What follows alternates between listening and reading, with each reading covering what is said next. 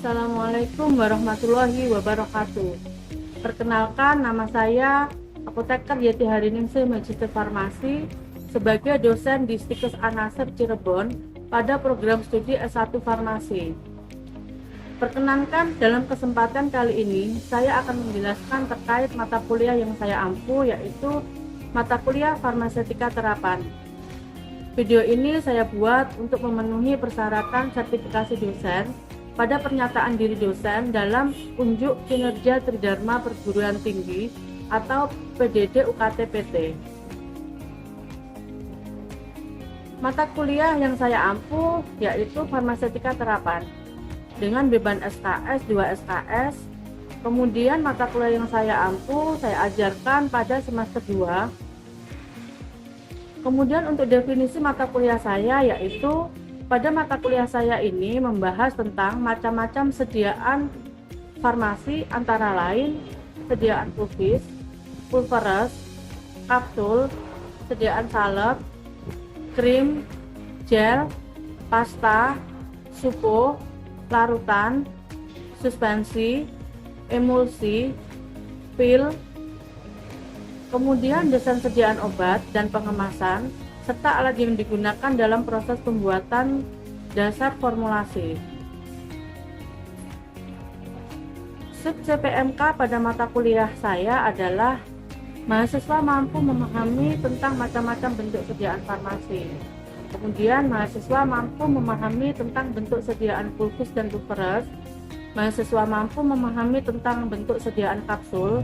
Mahasiswa mampu memahami tentang bentuk sediaan salep. Mahasiswa mampu memahami bentuk sediaan krim. Kemudian mahasiswa mampu memahami bentuk sediaan pasta. Berikutnya adalah mahasiswa mampu memahami bentuk sediaan gel. Kemudian mahasiswa mampu membuat desain kemasan.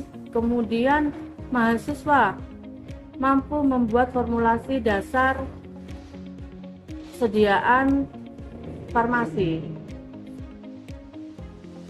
Untuk metode mata kuliah yang saya ajarkan, yang pertama yaitu kuliah atau ceramah, kemudian diskusi kelompok, kemudian pembelajaran kolaboratif.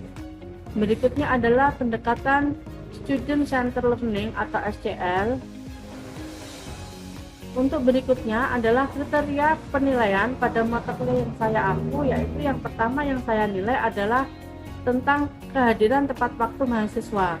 Kemudian berikutnya adalah tentang keaktifan mahasiswa dalam mengikuti kuliah saya. Kemudian kelengkapan tugas. Yang berikutnya adalah tingkat komunikatif dari mahasiswa. Dan yang terakhir adalah presentasi. Untuk komponen sistem penilaian, yang pertama untuk presensi atau kehadiran 10%, penugasan individu 20%, ujian tengah semester atau UTS 20%, diskusi bersama 10%, kemudian ujian akhir semester 40%, dengan total penilaian yaitu 100%.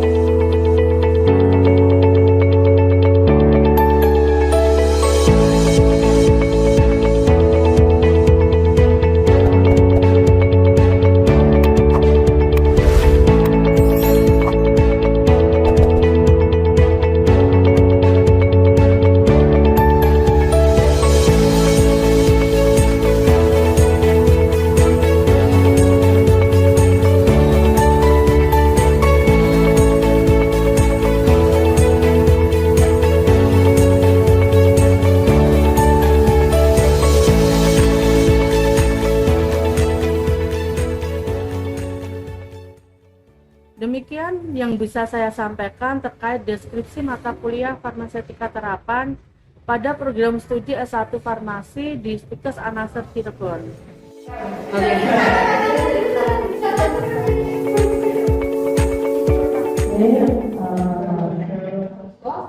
Selamat siang, Mas. Untuk hal ini nanti akan melanjutkan mata kuliah Farmasetika Terapan untuk bagian tentang kapsul.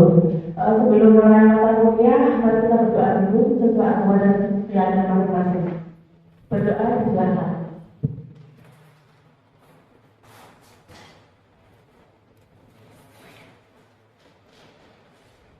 Selesai. Oke, Assalamualaikum warahmatullahi wabarakatuh.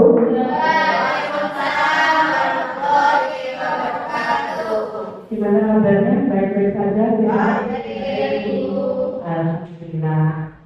Sebelum masuk ke mata kuliah berikutnya, kita review kembali ya mata kuliah yang kemarin tentang kultur. Nah, sekarang saya mau tanya nih, apa perbedaan antara kultur dan kultur? Ada yang masih ingat? Silakan. Kalau kultur itu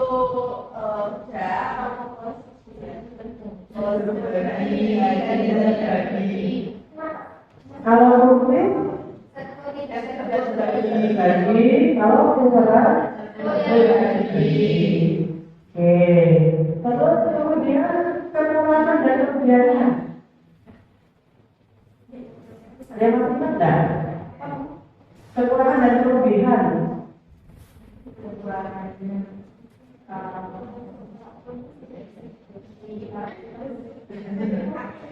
Ya, silakan siapa yang masih ingat?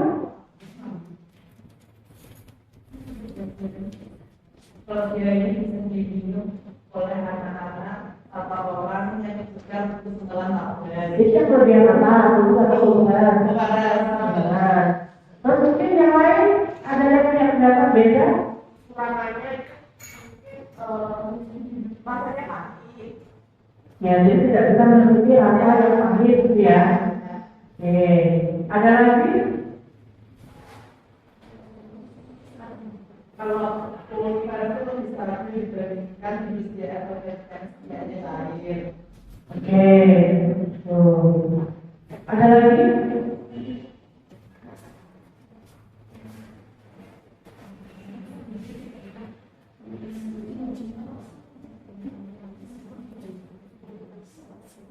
Ya, jadi mungkin ya kalau yang kekurangan dari sediaan kulkas gitu ya, itu tidak dapat menutupi bau dan rasa yang tidak enak.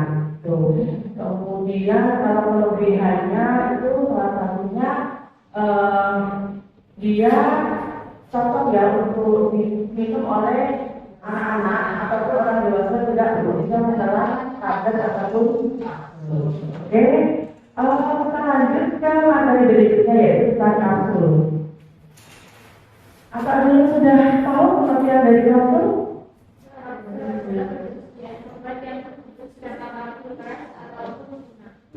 Oke, ini ya, jadi definisi kapsul itu ada beberapa definisi. Menurut Farmakope Indonesia Indonesia itu, kapsul adalah bentuk sediaan obat yang terbungkus secara kapsul, baik keras maupun yang lunak. Kemudian kalau pengertian kapsul secara umum itu sediaan padat yang terdiri dari obat di dalam cangkang keras maupun di dalam cangkang lunak yang dapat masuk. Oke, untuk cangkang kapsul itu terbuat dari apa sih? Gelatin atau mungkin bisa dari bahan yang lain ya. Kemudian ini asal mula kapsul. Kapsul itu berasal dari bahasa Latin, yaitu dari kapsula atau kotak kecil. Kemudian untuk kapsul lunak itu pertama kali diperkenalkan pada tahun 1833 oleh Maurice Dublin dari Prancis. Kemudian untuk kapsul keras diperkenalkan oleh Mugok dari Inggris pada tahun 1847. Kemudian ini macam-macam kapsul. Jadi secara garis besar kapsul itu dibedakan menjadi dua, yaitu kapsul keras atau hard kapsul dan kapsul lunak atau soft kapsul. Nah, di sini untuk contoh masing-masing ada yang tahu untuk contoh kapsul keras itu apa saja? Kapsul keras itu contohnya apa? Banyak loh yang di peredaran di masyarakat itu kapsul keras itu sudah itu kapsul tidak suka kapsul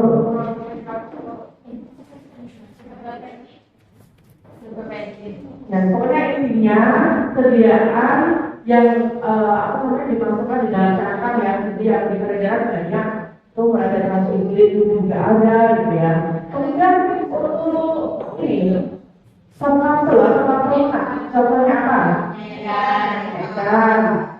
Ikan, kami, ya.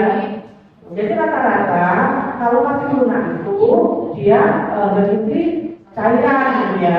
Kemudian untuk berikutnya adalah perbedaan antara kapsul keras dan kapsul lunak. Yang kapsul keras itu terdiri dari dua bagian tubuh dan bagian yang atas itu apa namanya? Itu itu ya. Nah, untuk yang kapsul keras itu yang biasa Anda lihat, biasa Anda lihat di pasaran yang warna-warni, yang atas mungkin putih, bawah hijau, ya. Kapsul keras contohnya tadi, misalkan ada titik, dinamisi dan lain sebagainya tadi. Kemudian kalau kapsul lunak itu merupakan satu satuan. Jadi dia tidak ada bagian atas dan bagian bawah, itu satu satuan. Biasanya kapsul lunak ini hanya bisa diproduksi oleh pabrik. Kemudian untuk kapsul keras dia tersedia bentuk kosongnya, ya kayak di lab itu ya, kapsul itu di lab itu ada kapsul yang terdiri dari cangkang, cangkang kapsul kan namanya macam-macam, ukurannya juga macam-macam gitu ya. Kemudian kalau kapsul lunak itu tersedia sudah selalu dengan isinya, ya. Kemudian yang berikutnya untuk kapsul keras itu bisa berisi padat maupun cair. Kemudian tapi mayoritas padat ya kalau di pasaran. Kemudian kalau untuk kapsul lunak itu juga sama, bisa berisi cair dan padat, tapi mayoritas isinya adalah cair. Kemudian untuk kapsul keras pemakaiannya dia untuk pemakaian oral. Kemudian kalau untuk kapsul lunak itu bisa untuk pemakaian oral, pemakaian vaginal, rektal maupun topikal. Dan di sini kan ada kapsul lunak yang untuk topikal ya. Contohnya apa? Kapsul lunak yang untuk topikal kan sudah kan di kulit ya, di pada di kulit atau di apa? Contohnya apa mungkin? Favorit. Untuk apa itu?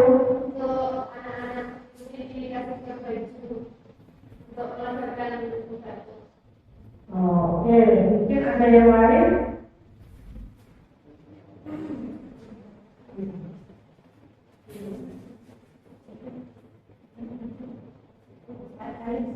Alif ya, apa alif ya, benar ya, itu yang untuk rambut ya. Ya, oke. Kemudian kalau untuk kapsul keras itu bentuknya hanya satu macam, jadi itu aja itu ya. Kalau kapsul lunak itu bentuknya macam-macam.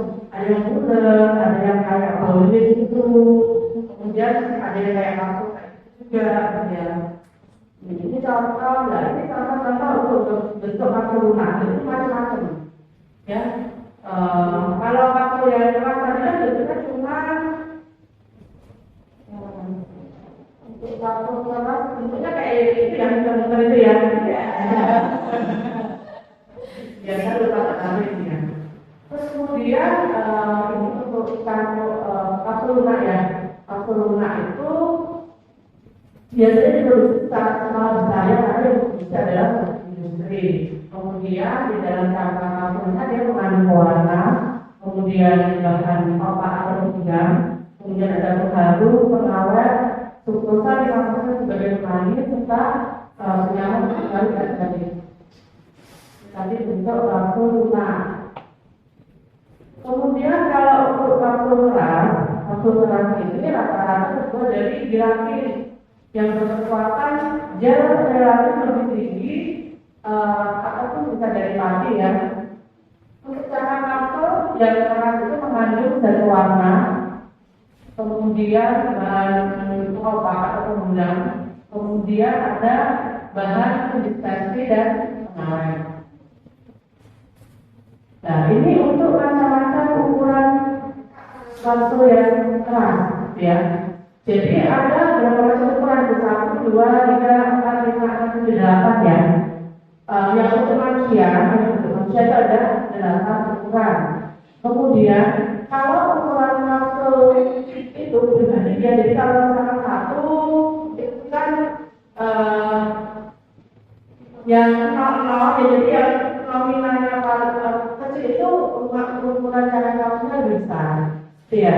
Jadi 0,00 paling besar, 0,00 di bawahnya, yang paling kecil ukuran 0,5. Dan kalau untuk hewan ada sendiri ada 10, 11 dan 12.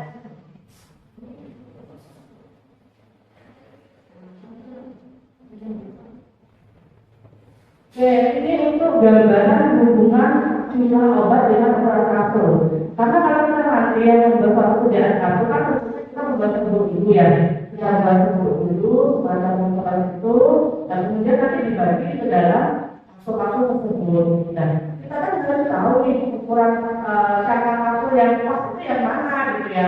Jadi kan nanti seperti biasa ya kita kayak cangkang itu jumlah total ditimbang, kemudian dibagi dengan numero, itu berapa? Dan dia cocoknya masuk ke cangkang kapsul nomor berapa gitu ya. Nah, ini ada 3 contoh bahan yang pengisi cangkang kapsul. Jadi asetrosal itu diibaratkan adalah bahan dengan berat yang paling berat dibanding dengan karbonat dan NBB gitu ya. Yang NBB itu yang paling ringan ya. Jadi di sini kalau untuk kapsul 0,00 itu untuk asetosalnya berisi 1 gram gitu ya. Nanti berikutnya nanti silahkan dilihat di tabel ini, mungkin bisa dihafalkan juga ya nanti kalau itu biar cepat gitu ya. Kemudian untuk cara memakai itu sudah, ini keuntungan dan kerugian sediaan kapsul. Keuntungan dulu, yang pertama keuntungannya adalah bentuknya menarik dan praktis. Kenapa dibilang menarik? Karena kan biasanya kapsul itu warna-warni gitu ya. Kemudian kalau yang tadi ya kapsul itu bentuknya macam-macam, mungkin ada yang dibuat bentuk karakter buat anak-anak itu juga ada gitu ya. Kemudian praktis. Praktisnya kan tinggal minum enak tanpa merasakan pahit seperti ketika kita minum obat gitu ya. Kemudian yang berikutnya adalah tidak berasa sehingga dapat menutupi bau dan rasa yang kurang enak. Berikutnya adalah mudah ditelan dan cepat hancur atau larut di dalam perut sehingga bahan dapat segera diabsorpsi oleh usus. Yang berikutnya dokter dapat memberikan resep dengan kombinasi bermacam-macam obat. Di sini yang dimaksud adalah jadi ketika suatu dokter itu mendiagnosa pasien dengan penyakit misalkan batuk pilek gitu ya. Biar pasien itu tidak minum polifarmasi melebihi satu obat. Makanya biasanya itu dibuat sediaan kapsul. Jadi nanti di dalam sediaan kapsul itu ada obat pileknya, ada minuman panasnya, kemudian ada obat batuknya. Nah itu kan nanti memudahkan dokter ya. Jadi pasien itu begitu minum obat satu tapi bisa untuk 3 gejala yang dialami oleh pasien. Kalau lebih enaknya daripada pasien minum obat sendiri, obat batuk sendiri, kemudian obat panas sendiri, itu kan seolah-olah minum 3 itu kan berat gitu ya. Obat itu tidak enak, minumnya 3 lagi gitu. Belum kalau misalkan pasien-pasien dalam penyakit degeneratif gitu ya, dia kan kalau DM itu harus obat terus, itu ya malah susah gitu ya. Kemudian untuk kapsul dapat diisi dengan cepat dan tidak memerlukan bahan penolong, tidak seperti dalam pembuatan tablet maupun dalam pembuatan pil. Kemudian untuk kerugian dari sediaan kapsul itu tidak bisa untuk zat yang sudah menguap karena pori-pori kandangnya tidak menahan penguapan. Kalau kita misalkan nih nanti ada bahan yang sudah menguap tetap harus diisi dengan di dalam kapsul. Nah itu nanti ada yang di materi maksudnya di slide berikutnya ada nanti. Kemudian tidak dapat untuk zat yang mikroskopis. Yang berikutnya tidak untuk zat yang bereaksi dengan cangkang kapsul. Maksudnya di sini nanti kalau sudah bereaksi dengan cangkang kapsul itu bisa menyebabkan kapsul itu lebih lunak ataupun satu ya, lembek ya. Kemudian tidak bisa untuk balita karena yang jelas balita tidak mungkin bisa menerang kapsul. Kemudian tidak bisa dibagi, misalkan setelah kapsul itu tidak bisa. Jadi kalau misalkan pasien itu mendapatkan satu obat untuk kapsul ya sudah gitu. Kalau tablet kan mungkin masih ada setengah gitu ya. Ini bentuk kapsul keras ya. Ini bagian-bagian kapsul. Saya nggak perlu jelaskan ya, ini sudah familiar ya buat kalian ya. Kemudian yang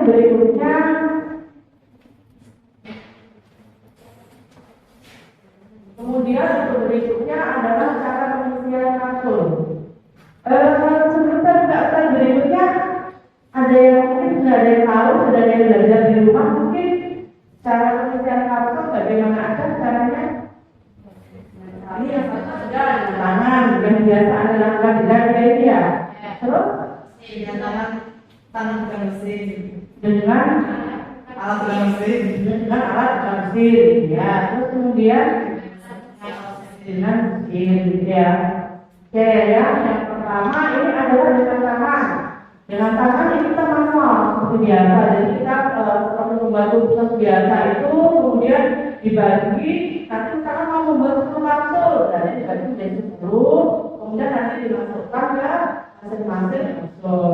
Nah, untuk caranya kan sudah diajarkan ya untuk bagaimana cara memasukkan kapsul ya nanti ketika kapsul.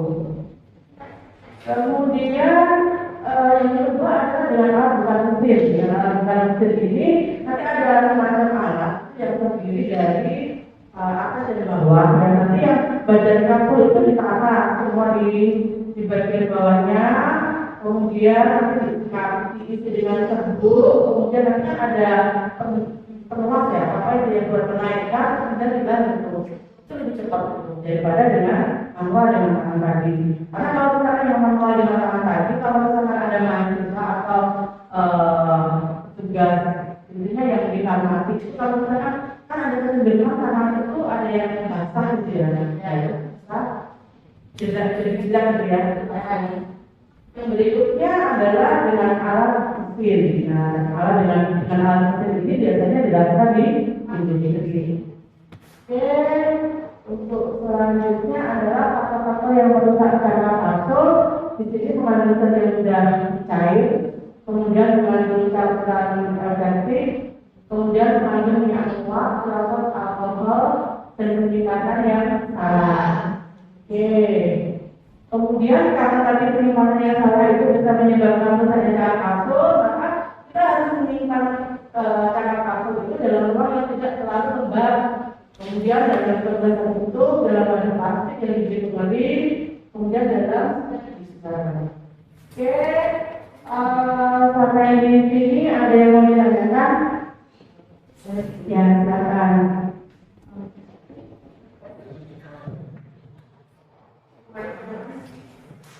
Bisa untuk kapsul mengandung zat toksik kita mengatasinya juga. Oh ya, yang di ini ya. Oke, untuk kapsul yang mengandung bahan hidroskopis itu dapat diatasi dengan penambahan bahan kinet. Bahan kinet itu contohnya apa aja? Contohnya apa?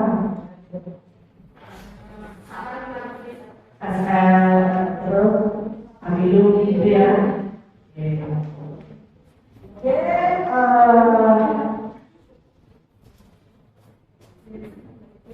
saya rasa ini ya sampai di sini yang saya bisa sampaikan. Kemudian ada lagi nggak? Kita resume ya, resume apa yang sudah kita pelajari hari ini. Jadi saya bisa tahu kemampuan Anda menyerap mata kuliah saya hari ini bagaimana ya. Oke, ada ya bisa resume mata kuliah hari ini? Silakan. Gantian yang belum tadi silakan. Silakan. Atau ini aja definisi kapsul tadi apa? Pengertian kapsul. Kita sama UP atau menurut yang secara umum tadi silakan.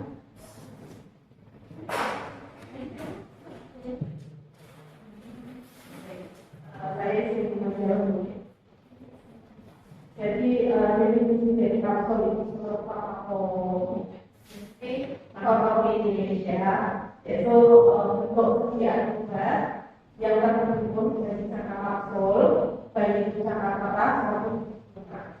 Oke, kalau pembagian kapsul, macam-macam kapsul ada dua.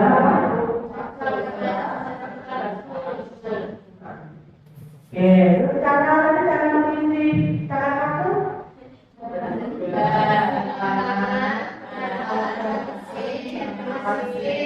Pintar ya. Tadi saya sudah jelaskan. Oke ya. Ada yang mau ditanyakan lagi? Kalau nggak ada, saya akhiri ya. Terima kasih atas perhatiannya. Mohon maaf bila ada salah kata. Bila kami berbeda. Wassalamualaikum warahmatullahi wabarakatuh.